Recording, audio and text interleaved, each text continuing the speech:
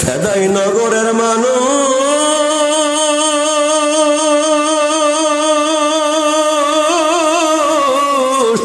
দিলের বুঝাও আয় আয় আয়।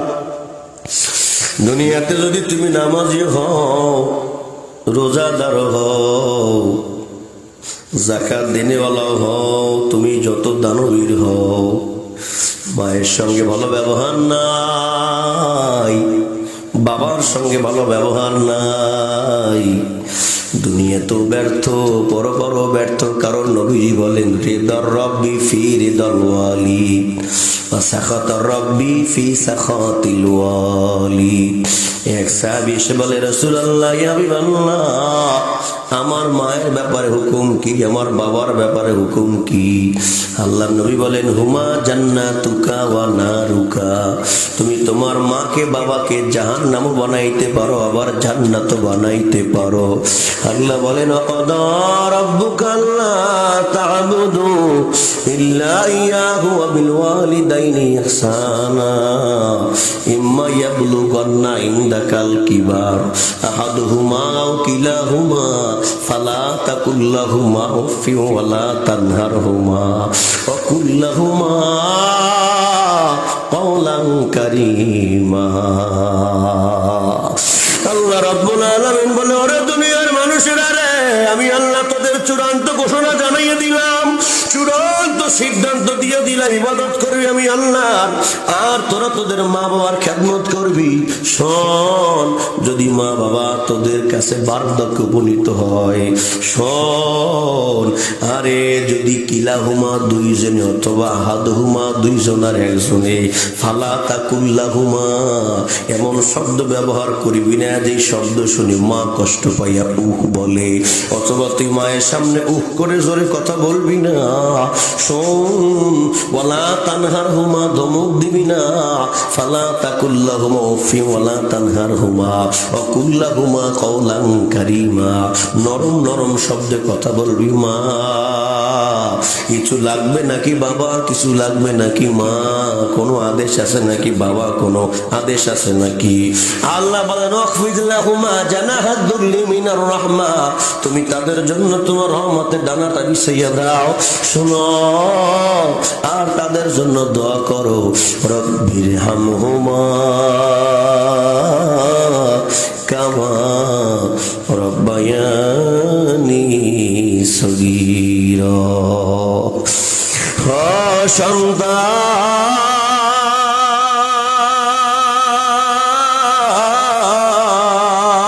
সন্তান, মায়ের রস যদি ভালো না লাগে, বাবার রস যদি ভালো না লাগে রে, মনে করবি তোর কপালটা পুড়িয়ে গেছে, তোর উপরে আমার আল্লাহ নিজেই বেজার। মায়ের রস যদি খারাপ লাগে, বাবার রস যদি খারাপ লাগে, মায়ের কথা যদি বিষের মতো লাগে, বাবার কথা যদি শুনতে ইচ্ছা না হয়, মনে রাখ আমার মালিক তোর উপরে খুশি না রে। সাহাবী এসে বলে রাসূলুল্লাহ ইয়া হাবিবাল্লাহ, আমি আমার মাকে কাদের মধ্যে করিয়া সাফা মারওয়া সাই করলাম, আমি আমার মাকে কাদের মধ্যে করিয়া, এই তোর ওটা সকাল করে ছেলে বসো, আমি আমার মাকে কাদের মধ্যে কইরা উকুফে আরাফা করলাম, তাওয়াফে জিয়ারত করলাম, এক কথায় আমি সব কার্যক্রম গুলো সম্পন্ন করলাম। জানতে চাই নবী গো, আমি কি আমার মায়ের হক আদায় করতে পেরেছি নাকি? নবী বলে ও সাহাবী শুনে নাও, তুমি যে 2.5 বছর মায়ের দুধ পান করেছো, এখন পর্যন্ত মায়ের এক টান দুধের ঋণ শোধ করতে পারো না। ইয়া রাসূলুল্লাহ,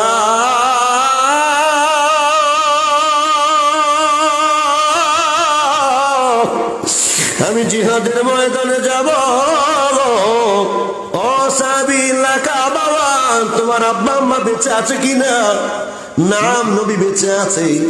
যাও তাদের খেদমত করো, ফাজাহিদ, এরপরে জিহাদের সওয়াব অর্জন করো। সুবহানাল্লাহ। হুজুর, আমার কাছে সবচেয়ে খেদমত পাওয়ার দাবিদার কে? নবী বলেন উম্মুকা, তোমার মা।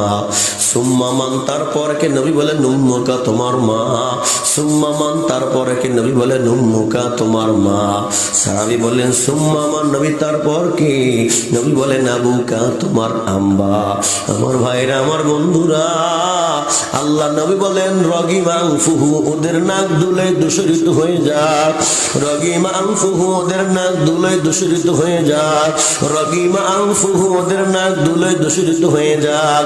সাহাবীরা বললেন কিলা মানে রাসূলুল্লাহ, হুজুর কার নাক দুলায় দূষিত হয়ে যাবে? নবীজি বলেন মান আদরাকা আবাওয়ান, মান আদরাকা বিওয়ালিদাই।